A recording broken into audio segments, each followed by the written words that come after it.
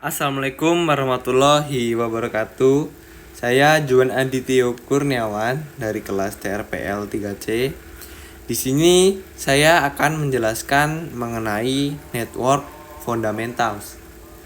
Jadi, di sini saya menjelaskan penjelasan lengkap dari dasar-dasar jaringan komputer. Lanjut, kita ke pengertiannya. Apa sih jaringan komputer itu? Jadi, jaringan komputer itu adalah kumpulan perangkat yang saling terhubung. Bisa untuk bertukar data, berbagi internet, printer, dan komunikasi. Contohnya, wifi rumah, lab komputer di sekolah, maupun hotspot HP. Lanjut, adapun manfaat jaringannya. Jadi manfaat jaringan itu bisa untuk berbagi internet, berbagi file dan printer, mempermudah komunikasi, kolaborasi, keamanan data lebih terpusat, dan menghemat biaya. Nah, untuk jenis-jenis berdasarkan jangkauan, ada PAN, ada LAN, ada MAN, dan ada WAN. Untuk PAN ini untuk jarak dekat ya teman-teman, seperti Bluetooth. Nah, untuk LAN ini area kecil, rumah maupun lab di sekolah. Dan untuk MAN ini dia lumayan besar, bisa di dalam satu kota. Nah, untuk WAN sendiri itu antar wilayah atau negara. Ini terbesarnya teman-teman. Nah, dan juga ada untuk perangkat jaringannya ya teman-teman. Perangkat jaringan itu ada salah satunya NIC, itu tuh kartu jaringan. Dan HUB itu tuh untuk mengirim data ke semua perangkat. Dan switch ini tuh untuk mengirim ke tujuan tertentu. Dan router ini untuk menghubungkan jaringan. Dan modem untuk menghubungkan ke ISP. Selanjutnya access point ini untuk pemancar wifi dan kabel UTP ataupun fiber optik. Nah, ini media transmisinya teman-teman. Untuk kabelnya ini ada UTP, ada fiber optik, dan ada koaksial. Nah, untuk wireless itu biasanya wifi, bluetooth, maupun radio. Nah, kita tuh harus tahu ya teman-teman, di dalam jaringan itu ada yang namanya IP address. Nah, apa sih IP address tersebut? Jadi IP address ini adalah alamat suatu perangkat itu tuh yang unik teman-teman. Contohnya kayak 192, 168, 1.10 gitu teman-teman.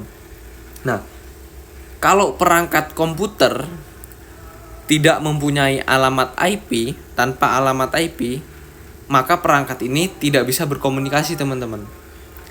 Dia perangkat yang lain tidak menemukan nama maupun alamat dari perangkat yang kita punya ini teman-teman.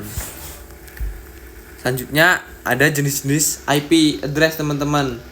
Untuk berdasarkan area itu ada IP private dan IP public. Itu kalau IP private itu untuk LAN. Nah, untuk public itu kayak internet teman-teman, wifi gitu teman-teman. Nah, adapun IP statik dan IP dinamik. Kalau IP statik itu dia itu IP tetap teman-teman. Dia itu IP tetap itu tidak berubah-ubah. Itu tuh salah satunya digunakan di dalam penggunaan server teman-teman. Nah, kalau IP dinamik ini dia itu terbuka dan diberikan oleh DHCP ini, maksudnya kayak internet wifi teman-teman, kayak router. Nah, dia kan bisa internet terbuka, dia tidak tetap. Kita kalau memakai komputer biasanya mati lampu, maka IP itu kan berubah ya teman-teman. Nah, jadi kita harus mencari IP lagi kalau kita memakai dynamic IP di server itu. Tapi kalau memakai static IP, walaupun mati lampu, maka dia otomatis mencari IP yang telah tetap itu teman-teman. Nah, selanjutnya ada domain name system. Jadi DNS ini tuh mengubah nama domain menjadi IP. Contohnya kayak google.com ini diubah menjadi IP server Google. Nah, ini tuh untuk memudahkan akses web. Nah, adapun untuk protokol jaringannya teman-teman, ini ada TCP, ini tuh stabil ya teman-teman untuk web maupun download. Ada UDP, ini tuh cepat untuk biasanya untuk game atau streaming. Dan HTTPP dan HTTPS ini untuk akses web teman-teman. Untuk FTP ini transfer file, dan SMTP, POP3, IMEP itu untuk email, dan DHCP ini untuk memberikan IP otomatis. Dan DNS ini untuk mencari alamat IP domain. Nah, ini ada model TCP atau IP teman-teman. Jadi modelnya itu ada network access, ada internet IP, ada transport, TCP, UDP, ada application, dan ini tuh digunakan di jaringan modern teman-teman. Nah, dalam suatu jaringan pasti ada yang namanya ancamannya teman-teman. Untuk ancaman jaringan itu biasanya ada virus, malware, ada sniffing, phishing, dan hacking.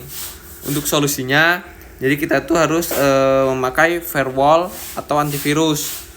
Bisa untuk password yang kuat teman-teman, atau enkripsi WiFi yang WPA2 atau WPA3.